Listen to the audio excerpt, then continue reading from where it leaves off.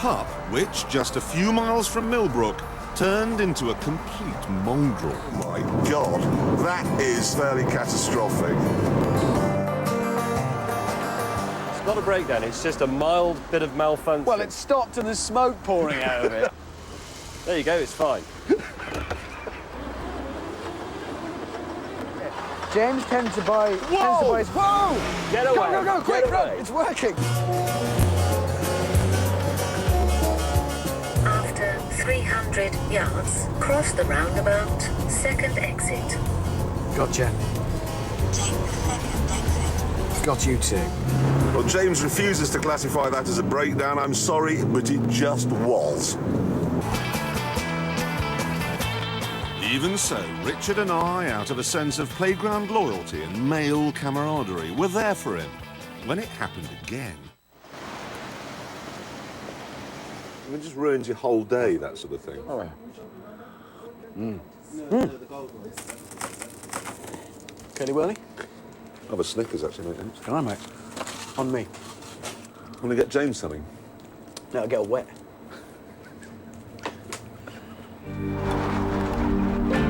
Back on the road, it turned out Hammond's BMW wasn't all that healthy either, but it did give him a new game to play. Oh, hold on a minute. I've got it. There's a problem with my brake lights. I have Connect 3. That doesn't sound good. Ah, but Hammond wasn't going to steal the breakdown honours from me. Help. With the others far in front and out of sight, my wipers packed up. It's almost had it, this thing. Well, I hate to say it, but I can only assume he's broken down. Should we go back and look for him? Or we could go to the QI club and have a drink. Let me put it to you this way. Why did you do it? Why did you do that thing?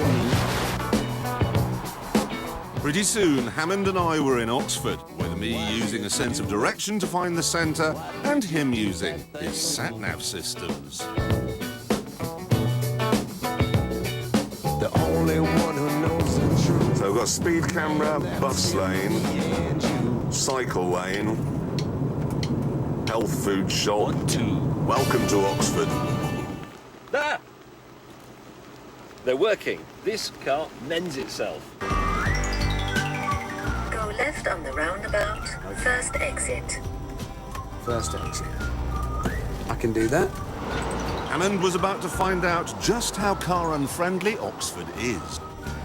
Well, that's clearly not it, is it? After 200 yards, you have reached your destination. Reached my destination. Hang on a second. Clearly. I mean... Meanwhile, somewhere not in Oxford, tonight's new problem, I think, is the brake master cylinder. Very funny, but I was having trouble too. I've lived 15 miles from Oxford for nearly 10 years now, and I've never been here. I've seen it on Inspector Morse. Oh, yes. Morse never had this problem. Turn right. I can't do that. Eventually, blind luck beat the sat-nav and the totally reliable Starion arrived at the destination. You see? Did you see that? Did you see that? I was damn nearly knocked down by a cyclist. I was 47 minutes in front of Hammond's increasingly sick-sounding BMW. Inside, we made pleasant small talk about driving through Oxford, but it was hard to ignore the empty chair at our table. Come on!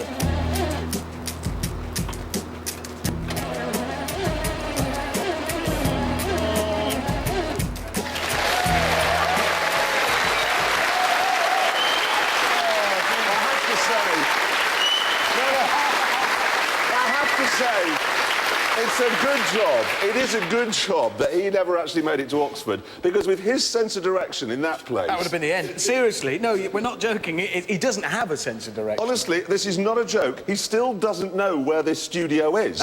Every week he has to ring one of us and go, could I follow you down? I don't really know where I go. It's true. It's that bad. Anyway, important business now, the scoring. This is where we are, OK? The first of our tests was a high-speed run. Amazingly, James's Jag, fair and square, won that one. Yep. It won the second, which was the ride with the wet laps, if you remember that. Then the Alpine course. At that point, things took a bit of a turn for the worse for the Jag. It very much lost that. Then we come to fuel economy. This was on the run from Millbrook, where we were, to Oxford. Yeah. The target was 20 mpg, OK? Points for over, points deducted for under that. My BMW did it in... I did 21 mpg, so I believe I gain a point, so that's +1 for me. Jeremy, you did... The light, 17. efficient. You see, 7... Who believes that? Well, that's what it did. 17, so you lose 3, so that's -3 for JC. Yeah, but then we get to James's Jag. James, what did your Jag do? 8. Pardon? What? 8. 8. 8 miles to the gallon. 8. Was that oil? Oh, I thought you meant the oil. No, it's about the same on the pistol as well. So that's -12 for you. Then we come to reliability. This was, again, points knocked off every time you break down. Now, Jeremy, amazingly, nothing went wrong, so that's I nothing. thank you. Not a single... I like the booing, I like that. That's good. Now, I did have one, I have to confess, brake light failure, so... I like that as well. So that's -1, and then obviously James had 5. -5. Five He faults. never even made it to Oxford. I mean, I get, right, 0 for reliability. I buy a car with no mechanical faults at all and score But you don't lose 0. any. I lost 1, James. That's the rules. It's the same. It's -35 for buying a car with a manual gearbox. How fair's that? I lose 35 points from a wet crotch. How can that be fair? How can that be that's the fair? rules. I'm That's sorry, how it is works. that fair? What, I end up with a wet crotch and 35 points off. It's the same rules. This is pathetic. It's like Manchester United, FA Cup playing Arsenal last week. They were better than Arsenal for 90 minutes, then they lose on penalty. That's the rules. Right, and can I just say... What? What is actually more embarrassing, breaking down or arriving at a club in Oxford as if you've wet your trout? Exactly. So -35. That's the end of it. I'm sorry. That's rubbish. Look, That's all rubbish. It's the My car's the best there, you know it, and that's an end of it. it's the same rules for everyone. You've got a chance to redeem yourself because there is another challenge coming up. And if you are 8, then you have our permission to stay up and watch that.